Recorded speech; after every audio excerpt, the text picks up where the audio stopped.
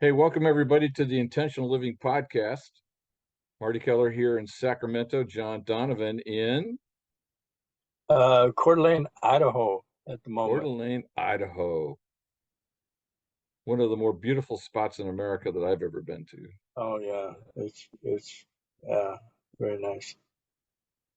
Cool. So you're on the move I these am, days. yeah, and I'm fortunate. I started getting my computer out and hooking up to Wi-Fi, and it took me about 35 minutes, and I was scrambling to get it hooked up with a hotspot. I still haven't figured out the ins and outs of it. So, but I'm here. I'm All's here well and that ends well. eager, ready to Cool. go. Um, just before we get started, if I may share a personal note, I really, I really want to tell you again how much I appreciate you and everything that you've taught me. But I appreciate you just because you're a great guy and I get to be in relationship with you. And Uh, uh, Thank you, Mark. I, I, it's interesting. This is for those of you who are watching this podcast. I'm on. I just returned from a 2 week trip with a longtime friend of mine. The first friend I made when I moved to California 40 years ago. We went back to Pittsburgh and Philadelphia and Washington D.C. And as often happens, as I did on my trip to Costa Rica in August, I learned a lot about myself. And one of the things that I'm learning is that there's something happening to me. I don't know how to explain it yet, John, because it's brand new. It's a realization that's not quite 24 hours old about I'm feeling a shift in my appreciation for the power and activity of love.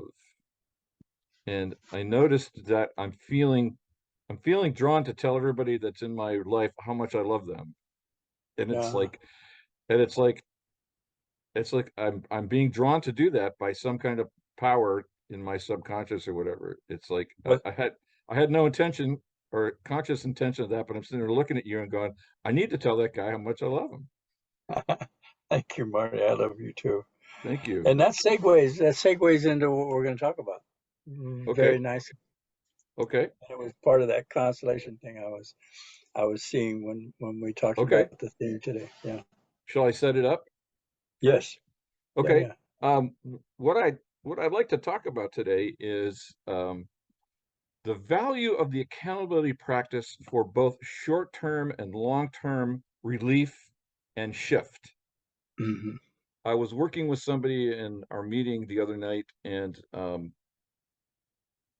we did the practice. She got in touch with, deep-seated feelings, and grief and rage, and the fundamental, I believe, the fundamental emotional states that adult children of alcoholics have repressed for all these years.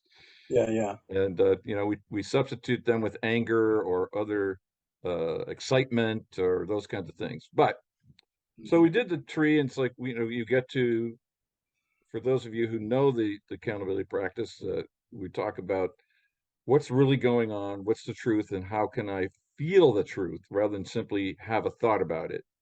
So she's feeling the grief and the rage, and um, when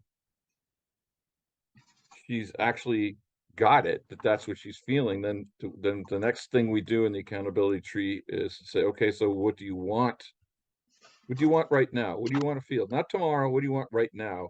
As you're feeling this energy, because as we've discussed in this podcast many times, that being present with the truth is brings us to the place of all possibility. And she said what she wanted. She wanted to feel safe. She wanted to feel happy or whatever. And when we completed the process, she said, but what happens when this comes back? Because I know this is going to come back. Yeah. The Yeah. familiar feeling. And we all know this. Yeah. And so I spent a little bit of time talking about the value of the process, both as a short-term activity and as a long-term, as a way to, in the long term, shift my thinking on a permanent basis and my relationship with myself. And the truth is, and then I'll stop here, John. The truth is, I can only do the accountability practice in the present moment. I can't do it tomorrow. I Right. can't do it 5 years from now. I can only deal with what's showing up for me in the moment. And yet, somehow, in some alchemical way, this is what I'd like to get your thoughts on. Not only am I creating a shift for myself in this moment, but something's happening that's contributing to long-term shift, Yes. even though it may show up again tomorrow in the exact same emotional feeling state. Yeah. Make me co-host if you would. And I'm Sure. gonna, yeah, I don't know when I'll bring it up, but the the accountability practice, when you talk about what's going on right now, the truth of where you find yourself. And in Adult Children of Alcoholics, they have the 14 traits that are behaviors or displays of behavior that are similar to people raised in a dysfunctional alcoholic home or workaholic. It's not just alcoholic. But these behaviors that display in the present moment, like fear of authority figures, see criticism as a threat, tend to mix love and pity. Those are all displays in the moment. So in the accountability tree, you simply say where you're at, like, I feel worthless. And that's the thought of the moment. Like you said, Right. we think about it, but we don't feel it. So if I say the thought, the data of where I find myself, mine happens to be, well, there's a lot of them, but I'm mean to the point of cruelty.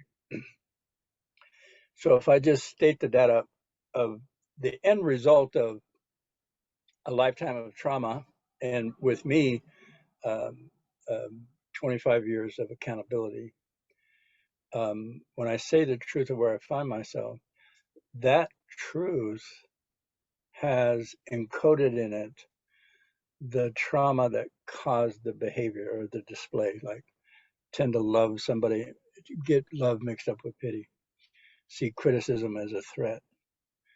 So if I see criticism as a threat, take a nice deep breath with no blame or judgment. The key part of the accountability tree and the truth is simply stating the data with no blame or judgment. And that's usually happens when I take a deep breath or we offer the people saying the truth to take a nice deep breath. And that creates a feeling, an emotion, a frequency inside the body. It's a validation of what happened to you as a child that made this behavior come out of me, mean to the point of cruelty. When I said that, it was like, yeah, oh my God. And then the impact of that display of, and I'm going to say, from avoidant dysfunction childhood trauma, Gabriel Monte calls it complex post-traumatic stress. Okay, so the display, I mean, owning it without blame or judgment, validates the trauma from which it came. It's in alignment with the trauma. That puts me and whoever says it takes a breath into an emotional state, a feeling state. Sometimes there's not a like a picture or a thought that goes with it. It's just an embodiment of feeling tone. Right. And in the accountability tree, after this process, I have self validation. It's like it validates just saying the truth without, oh, I'm an idiot, or how come or I'm so stupid. Just saying the truth, taking a breath. Oh, and there's this relief, this sloughing. And then I say, I intend to be kind, or we lead people to, based on that specific statement and that feeling tone. You don't have to describe it. You can, you don't have to describe it. Um, what do you want? What do you intend based on that specific statement? Like, I feel inadequate. Nice deep breath. That feeling tone happens, validation happens from the pain or the trauma. And in that validating place, frequency feeling place of self-validation, I intend to be kind. I intend to know that I'm worthy if I'm inadequate. I intend to know that I'm worthy. And that statement is an experience that we add to the total subconscious. So now the subconscious has this marker in it. I intend to be kind, or I intend to see myself as worthy. I intend to love myself. So it now plays with all the other myriad of trauma, and it's hooked into the survival mechanism in the decision-making process, reticular activating system. So when I'm in a situation where I would normally be mean to the point of cruelty, I might hesitate, like, or I might just like not say anything. And I don't plan to hesitate. I don't plan to not say anything. It's just like, that's why I said this segue. You've been doing this for what, 15 years? Yeah. Okay. It happened. See, I mean, I call it being blindsided by healthy behavior, or being blindsided by compassion, or being blindsided by bliss. It's like it just whelms out of you because we've done the work on the subconscious. I'm mean, I'm inadequate, I intend to be kind, I intend to know that I'm worthy. It goes into that subconscious and massages it. What you probably know a better word. Integrates, heals, validates. See, when I was a child, I got punished and traumatized, and nobody ever said, I'm sorry, or I see how you feel. I see your hurt. So I had to carry that hurt. When I do the accountability tree, I mean the point of cruelty, I'm giving that to me right now. And that's what adult children of alcoholics call loving parent. That accountability process with the truth, breath, you feel, you don't have to name the emotion, just feel, I intend to be kind, is the loving parent. Is somebody, me being with me with my hand caught in the cookie jar and saying, oh, that's interesting. Would you be willing to put that back? And not slap, hit, throw, scream, yell, send me to my room. Just no, it's not time for that right now. And I see you're hungry. It's like I give that to myself. And the key part of this is whatever that truth is, means a point of cruelty. Arrogant.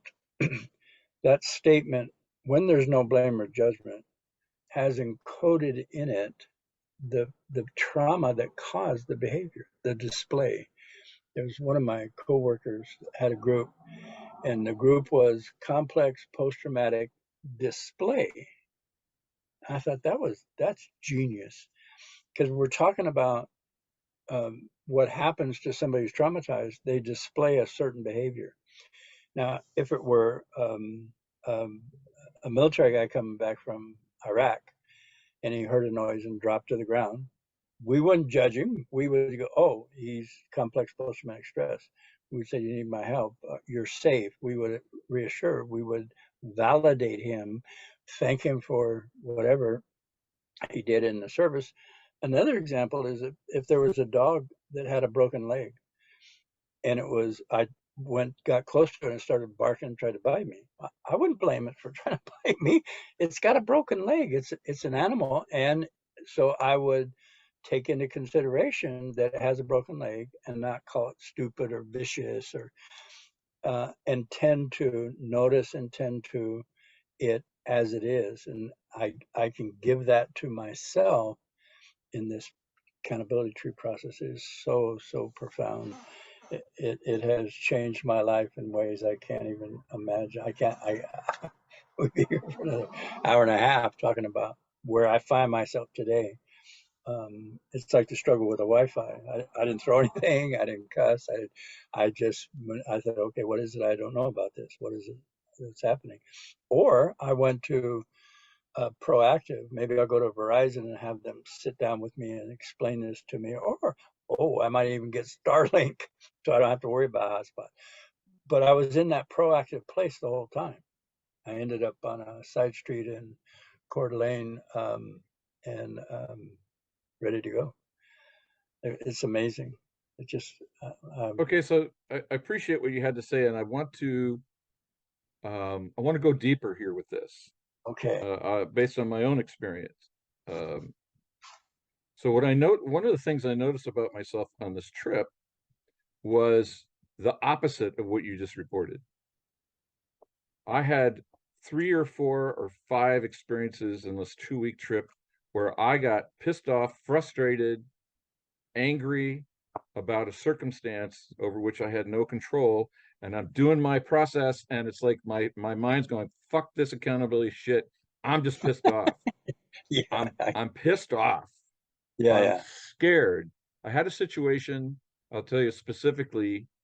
um, Carl and I we were in Philadelphia, and we went to the Phillies Mets game, Oh, wow. and we decided to have the adventure of taking the underground. So we figured out, we got a nice guy showed us, a nice guy at the booth when we got there, showed us how to buy tickets and how to insert them. And we had to buy individual trip tickets.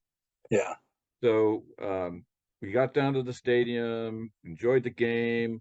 We left a little bit early. The Phillies were leading, so we figured we'd leave a little bit early, so maybe avoid a little bit of the crowd. hmm, Um, so we get to the station. I put my card in. I get in through the turnstile. Carl goes to put his card in, and it won't work. And he tries 3 or 4 different ways to get in, and it won't work. And he's standing there helpless. And I'm on the inside, like, pissed off. It's like, we're not going to get on this train because you don't have the right ticket. And he says, he had to go get another ticket. So he yeah, disappears, and all these people are streaming in. And I'm standing on this platform, like paralyzed with rage yeah, that things aren't going my way. And I'm doing all the practice. I'm like, okay, I'm enraged, and what do I want? Oh, I want to be at peace. And I'm like, no, I don't. I want to be enraged. I don't really want to be at peace. Because my experience was that the fear, which was manifesting as rage, was so powerful that that was the only thing that could be present with me. right. That peace and joy and all those things that I say I love, I intend to create a world of joy, peace, freedom, community, health. It's like, okay.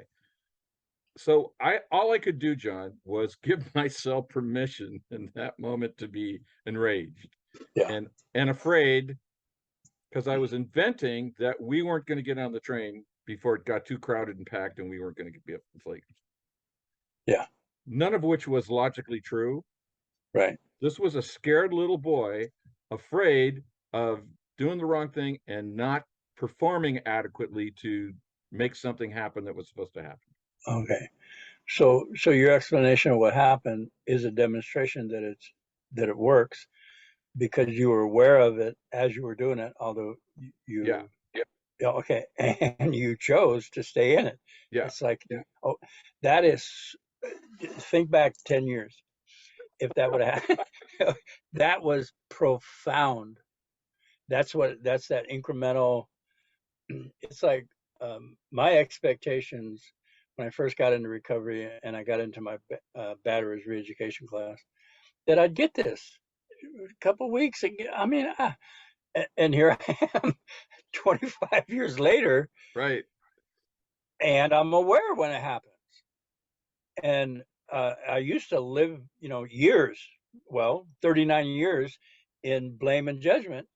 And then it started, um, I became aware, well, this is okay. And I still couldn't get out of it, still couldn't get out of it, still couldn't get out of it. So I kept doing the tree. And then the example I had today of the Wi Fi thing Right. is a demonstration of where I'm at. Your experience in the train station is a demonstration of how well this works. And to follow up on what you just observed, and I appreciate that, because I know that to be true, but I didn't think about it. Yeah, I Um, know. That's why we have each other. That's why the exactly, meetings are so powerful. Yes. exactly. Uh, every single instance where I had that kind of experience, I was aware of it. Yeah. I mean, Yeah. it's not, it's like I don't I don't sleepwalk through my life anymore. Exactly. Powerful. And my other experience, however, again, just to let's to again tease this out more, um, is I found myself um, frustrated Hmm. because I know how to do the accountability practice. I can do the accountability practice, and I'm still frustrated, pissed off, scared, want to make other people bad. I wanted to blame my buddy, and it's like so. Then I noticed this. I mean, this is the great thing about traveling. So it's to get out of the environment that I'm in. So it's like I noticed that that that really nasty voice that I haven't heard in a long time, which is you can't do this right. You you Ah. pretend to be this great facilitator and this great accountability guy, but guess what? You're shit. Guess what? No way, pal. And I Take that to the tree. yeah, exactly. Yeah, yeah. Um, and so several things I noticed about all this stuff is okay, so I still have that hypercritical belief system in there, and it's kind of cool that I hardly ever hear it anymore. Yes. I Yes. I had to go to Philadelphia to hear it. Uh, Uh, it's a different way to think about it. And the other thing, what I just got that that I don't know how to explain this. Maybe you'll get it, but I just got there's just really nothing wrong here. I mean, this is unpleasant and I don't like it. And I wish I didn't have that voice and I wish I didn't get tempted to believe it. But there's a part of me that's like, so what? So this is what's going on. I'll survive. This is not a deal killer. This is just life. And so when I got home, one of the very first things I did is I made an appointment with the witch doctor. And I said, there's some emotional stuff, there's some emotional trauma I came across. I'm going to go to the professional who's helped me deal with this over the years and just check in with her. hmm. Um, but I went to my first meeting Monday night. I got home Saturday night. I got how important going to meetings is. Yeah. Like I was away from my community for 2 weeks. And again, nothing wrong, but No. I felt the sense of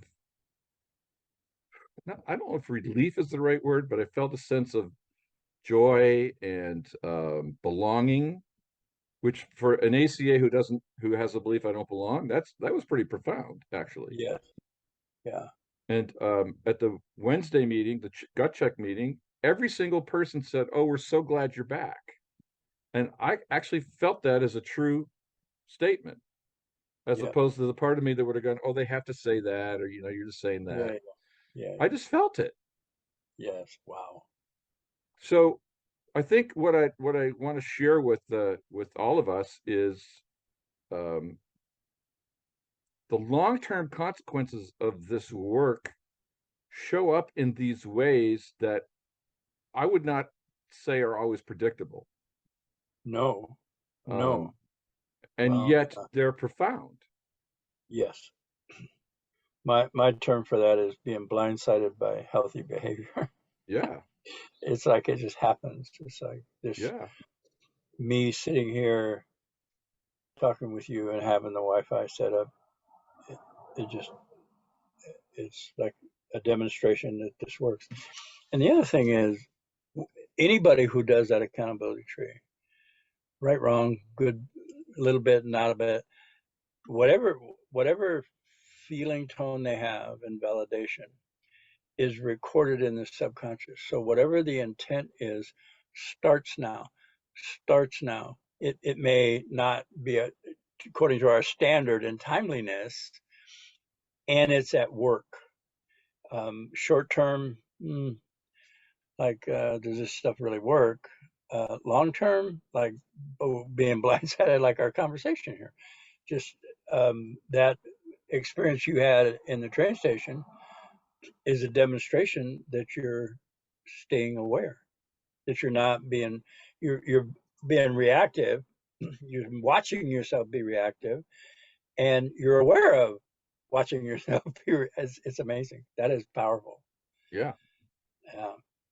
Well, I do want to point out, though I don't know if I heard you right in what you just said. There is a short-term benefit oftentimes in doing the accountability practice, because Yes. I have seen people go from fear and trembling and tears and profound unhappiness or discomfort to relief. Yes. And so my my explanation for that when I'm working with groups is, there's two things going on simultaneously. I think you kind of said this, so I'm going to say it maybe slightly different words. Go Two ahead. things going on, at least two things. There's probably way more than two things going on. The first one is, when I set my intention in that emotional truth, we have set off a vibrational shift. I sometimes say we've just told the higher power what we want. Yep. Or you can talk about the innate wisdom, whatever. So, and I tell people, you only need to say that once, Yeah. because the profound wisdom or the higher power doesn't need to have it explained. That the body knows, the God knows, or whatever. And at the same time, the second thing that's happening is we are beginning that ever steady incremental shift that changes our consciousness, that begins to reprogram the reticular activating system, or that lens by which we see reality and we attract reality. And Mm-hmm. that does take time. Mm-hmm. It's not a one and done. So even Mm-hmm. though on one level the intention that's set is heard and recorded and being activated, on another level there's a part of us that is, okay, now we just a little incremental shift, a little bit at a time. And then over time, the incrementalness in conjunction with this higher process that's always also going on results in these surprises. Like, I didn't get angry. I normally would have gotten angry. Right. Right. Or I felt safe to say I love you when I would have just kept my mouth shut normally. Right.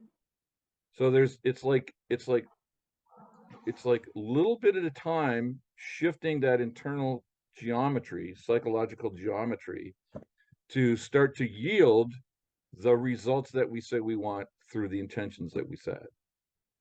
Right.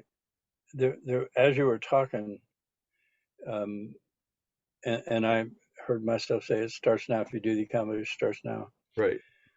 My experience in my childhood was that everything got stuck. Everything stopped.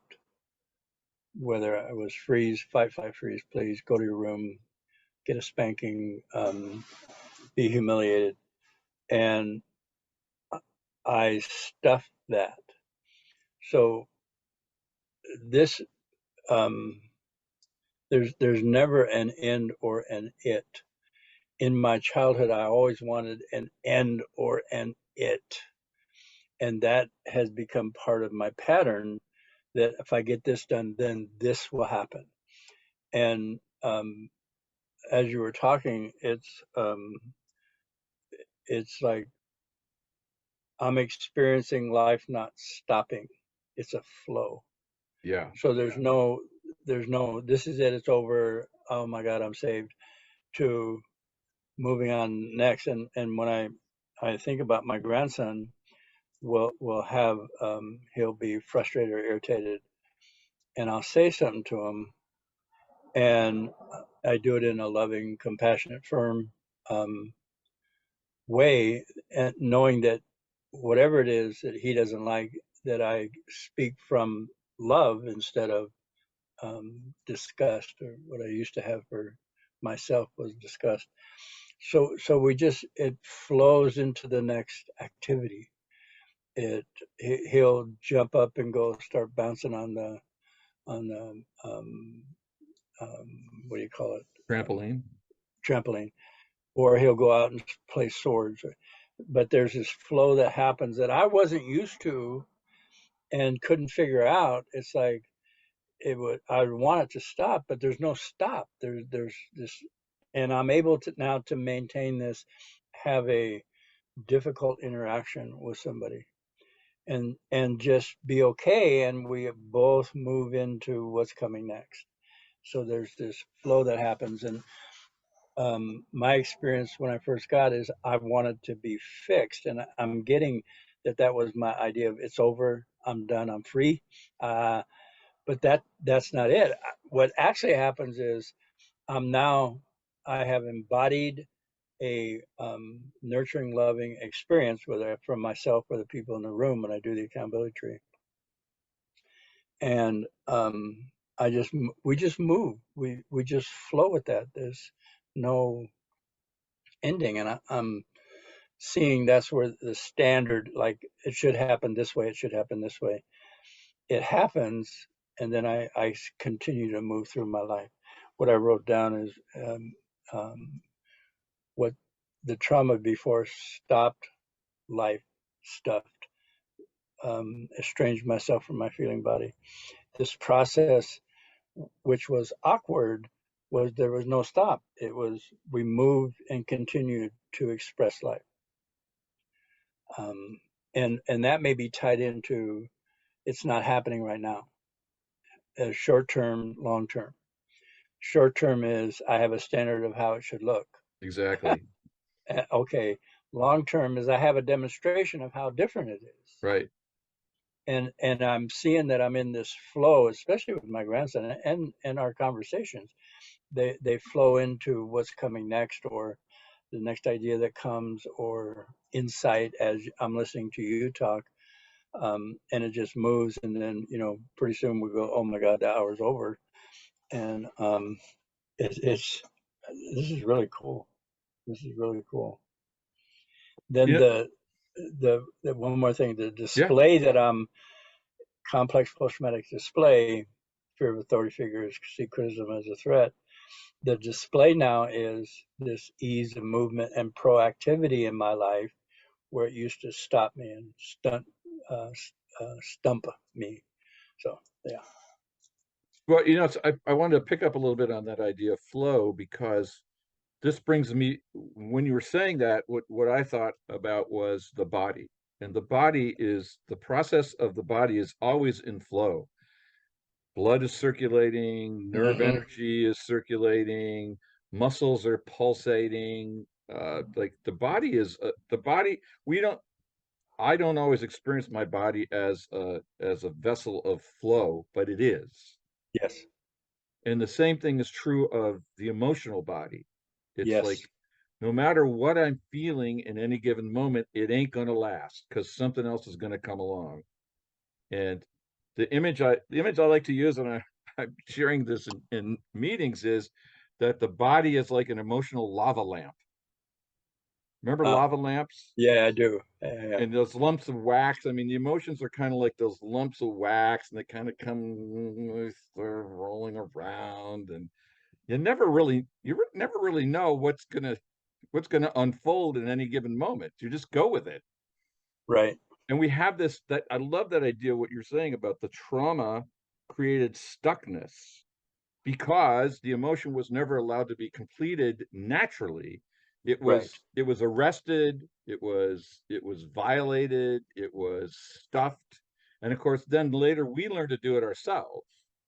I mean, it Yeah. was originally done to us by parents or authority figures, but then in defense, we learned to do it to ourselves, to save ourselves, in that profoundly weird way that psychological defense mechanisms mimic the attackers and the oppressors. Yeah. Yeah. Um, but it's but once this is the accountability practice again. I don't know if I remember specifically, John, the very first time that you walked me through the accountability tree. But I still have memories of early days. Yeah. And the whole idea of being able to sit in a group of people and shake and cry and, just allow this, you know, fluid to come out of my nose and my eyes and all that kind of stuff, um, was about unblocking emotions that had been blocked for a Hmm. long, long, long time. And for many people, when we're first going through this process, we're profoundly uncomfortable Yes. because we're used to, we've habituated ourselves to not allowing this to happen. Yeah. And so it's like at the same time we want to feel this because we get the sense of relief, we're also dealing with the resistance inside that goes, don't do this. This is danger. Warning, Will Robinson, Hmm. don't go there. And so that's flow. It's like, but it's like we're reinitiating flow, Yes. Yeah. on a Flow of conscious life level. and an embodiment Yes. in our tissue, in our cellular. Yes. I mean, the body's always flowing. What we're experiencing is ignorance of that. Yeah. And so oftentimes my experience in life was like with my Crohn's disease or other things, our bodies have to do like intervention into our consciousness, usually with something painful, Yeah. to get our attention Yes. and say, this can't go on. Right. And let's do something about it. This Right. process, we've talked about this before, as we as I do this accountability practice for as long as I have, um, the most profound physiological health benefit is the long-term reduction of stress. I'm taking stress out of my life. And so then my body flow can return to its natural equilibrium Yes. and do what it's designed to do. It doesn't need my conscious intervention to do it, but it's nice to give it conscious support. Yeah. And Yeah. that's what I think, again, another, I was talking earlier about the benefits of the accountability practice. That's another one, is that it's like pulling the cork out of something that's been stoppered forever. Yep.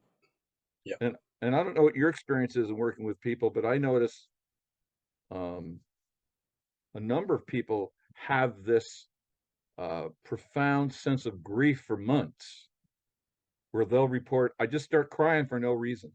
Yes. Oh my God. Yeah. Yeah. That was my experience of my recovery. There'd be, and I knew, based on my recovery and wanting to heal, that I had no idea what it was, but I would like be sobbing, Right. and I simply allowed the sobbing, just allowed the sobbing. I didn't have to have a picture of what it was or a judgment of it. I just allowed myself to cry and feel that grief. Um, yeah, So, our so we, society is. Yeah, go ahead. so I just say, so we work hard to support people letting that grief happen. There's nothing wrong. It's not, it's it's a good thing, Yeah, yeah, even though as it's happening, it may not be pleasant. But right. it's the insight that I've had about it is that kind of grief is the experience of healing. Yes. It's the body ridding itself of this compacted, uncompleted emotion that's Yep. been stuck in there for years. Yes. This isn't something that happened last month. This is something that happened 30, 40, 50 years ago, which Yep. we trained ourselves to compact and continue to compound, keeping it down. Mm-hmm. Mm-hmm. And so that, we've talked in the past about that energy of an animal that's been chased that shakes itself. I mean, this Yep. is like that's shaking itself for a 25-second experience. We're Yep. shaking ourselves off for years and years and years of experience. Yes. Yeah. Yeah. Um, Somebody asked me what time, well, how much is in there? And I said, well, how many minutes in a day? How many minutes in a year? I mean, you lived in it. It was constant. It was traumatic. And I have this picture when I do the accountability tree that truth and then that feeling I know what I've heard is the subconscious processes 4 million bits of information per second. So in that breath and in that tone, that relief, that sloughing, I don't know how many different, and I call it a constellation of trauma, how many different events contributed to the meanness, to the point of cruelty. And the subconscious knows exactly where to go, where to say, okay, yeah, I see you, I see you, I see you. And over a period of time, it like we've been talking about short term, long term, I just notice I'm different. It's like sometimes people will tell me I'm different. It's like, oh, what are you been doing? What, you get a haircut, or they notice I'm different? They just don't know what it is, Sure. and it's the energy I'm on. Another note I made here, I want to just get your thoughts on. Part of for me, the thing I learned in doing this practice over the years is to generate a sense of consistency about how I treat myself.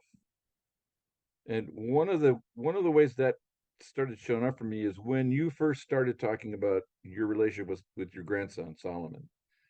And I realized that for most of us, when we were little kids, we the only consistency we may have gotten was the consistency of the emotional violence.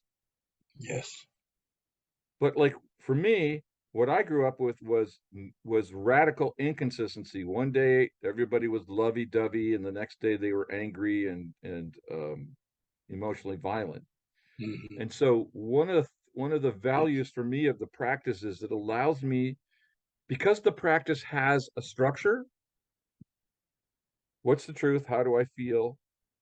Take a breath. What do I want? I intend. There's that permits me to have a sense of consistency about how I treat myself. And over time, that consistency has moved from a formal structure of a practice to the way I have befriended my little guy Mm-hmm. and befriended myself. And so, like going back to the platform on the underground there in Philadelphia, the consistency was I was able to just be with myself. The consistency was I had the wisdom to know this too shall pass and there's nothing wrong, and I am how I am. So I just wanted to point out, particularly for people that might be just starting to learn the accountability practice, there's a consistency that it, for me, I mean, I'd love your thoughts on this, but for me, it offered this because there's a structure, there's a consistency, a return to it over and over and over again. And Yeah. because what it offers me is a loving acceptance of how I am in the moment. Two things for me. When Yeah. I feel what I'm feeling, I'm lovingly accepting how I am in the moment. And then when I say what I want, I'm lovingly giving myself permission to create something different. Yeah. So there's two acts of love in the accountability tree that Right. follow one after the other. And it's in that truth, no blame and no judgment. It's Right. like it dawned on me, what is no blame, no judgment? It's without condition, Exactly. which is unconditional love in this statement. And sometimes when I'll offer a statement and people will say, "You think I'm that?" Well, uh, try it, and your body will say in the subconscious what it's holding on you, because it could be that, and it could be worse. Yeah. And when you say, "I mean the point of cruelty," take a breath. There's a validation. It's not so much how I feel, is that I feel. I'm in a feeling tone. And sometimes trying to describe it lessens the feeling tone, because I go back up into my head. So in the breath, in that feeling tone, the subconscious is doing all the work. I wrote a poem. I'm trying to explain this, and I want to read it if you're open Please. to it. And it's explain intentional living. It's like, oh, okay, darn, I don't know. I've been trying to do this for anyway, this thought came to me. It is not my intention to explain intentional living, but to shed light on esoteric concepts that generally elude understanding. The why of my behaviors, patterns, expectations come from a seeming ethereal, subconscious, elusive, and shadowy source. Accessing subjective and enmeshed experience is the domain of the subconscious.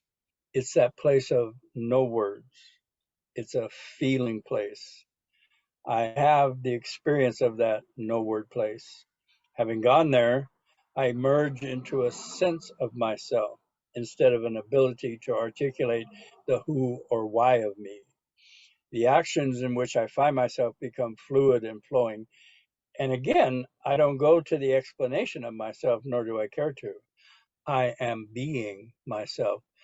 That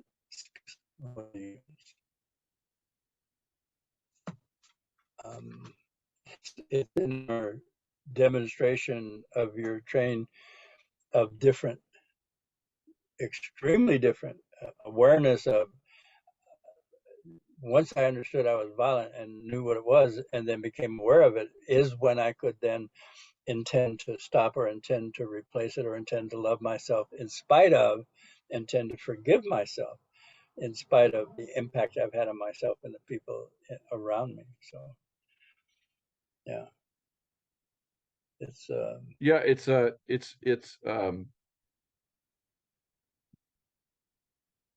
it's an age-old struggle to explain the unexplainable. there you go. Yeah, and the experience of it gives you like a knowingness that you still can't explain. But if you share it with somebody, you can go, oh yeah, that, yeah, Right, wow, oh my God, or let's do it again, or let's talk to more people. How can we get more people interested in this? right. So Well, it's interesting when I'm working with somebody and he or she might say, how long is this going to take? I'll invariably say, well, there's only one way to find out. yeah, I usually say, what are you doing in the meantime? Yeah, right. it's like, it's Yeah. oh, But it's the the the comment, there's only one way to find out, is essentially an invitation to stay in the experience, yes, because that's where we're going to get the answers. yeah, Um, that's where, in a certain way, you can say, I don't want to glorify this too much, but a certain way you can say this, it's staying in the struggle that yields the victory. mm-hmm. And it's not, again, it's not the victory in the sense that you were talking about earlier. It's not a one-time thing. It's, I don't know that there's any victory in any war in human history that hasn't led to something else. It's like the victory wasn't, all the victory did Yeah, was end that moment of fighting.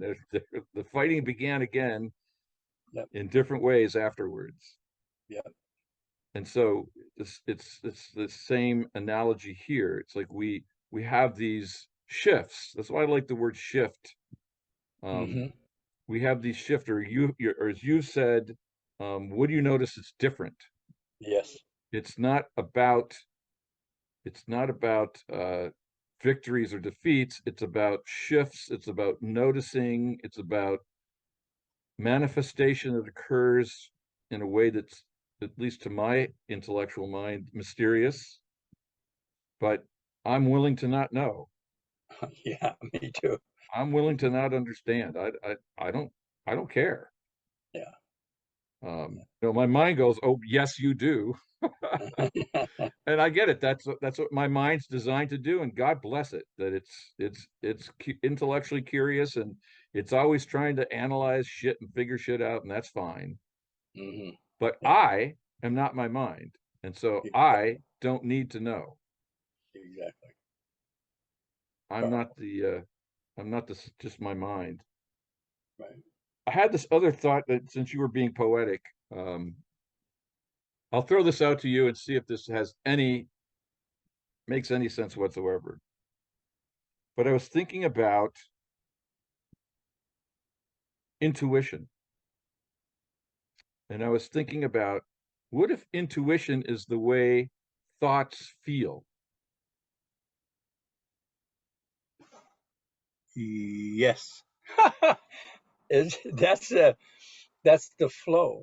It's like Yeah, the trauma has me stuck in a pattern of behavior, beliefs, perceptions, and pattern.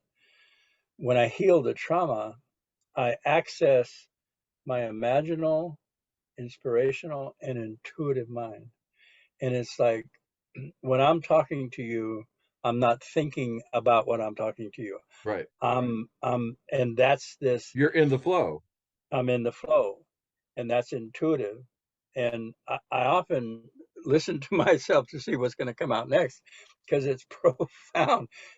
And I honor it. I stay in it.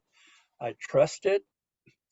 If I say anything, I'll stop and go, maybe let's check this out. But that flow is it's pertinent to everybody in the conversation. It's pertinent to everybody in the group. I'll say something, like I'll hear myself say something, and somebody will go, somebody else just told me that 3 times in the last 2 weeks.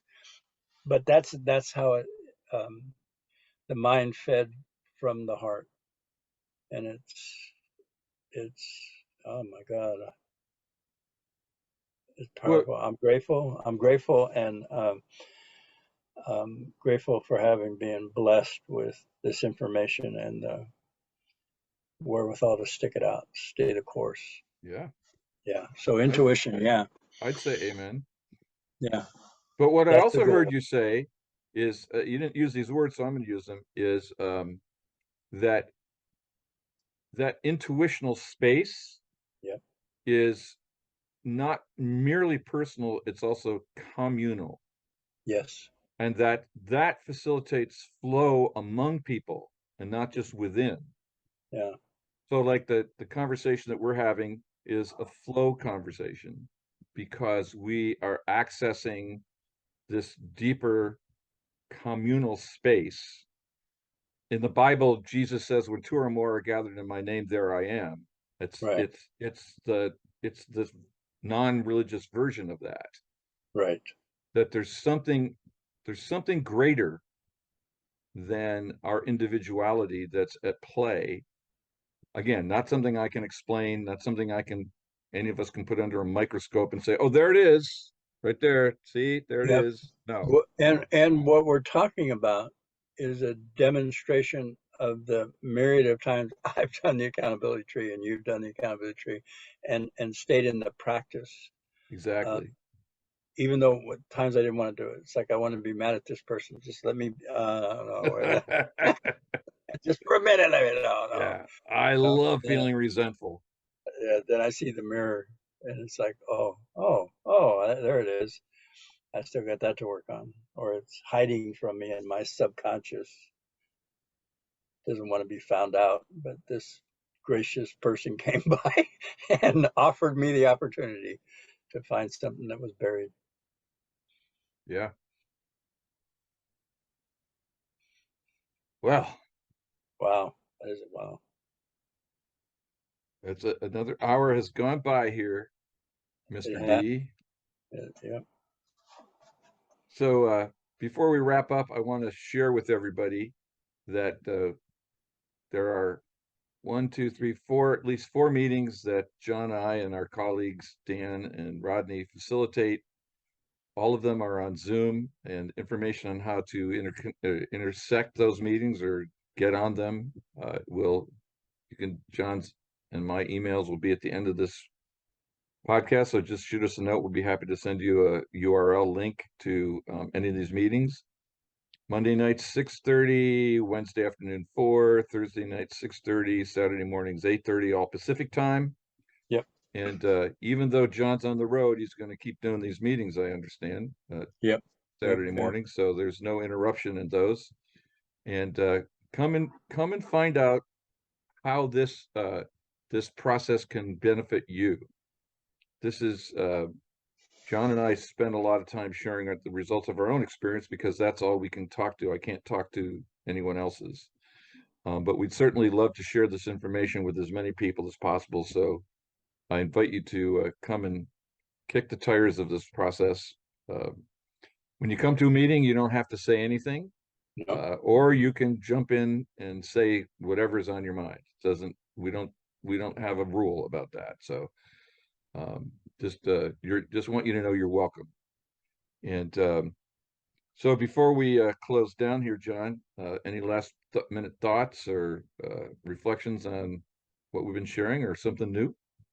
um, uh, I want you to know how much I appreciate you too.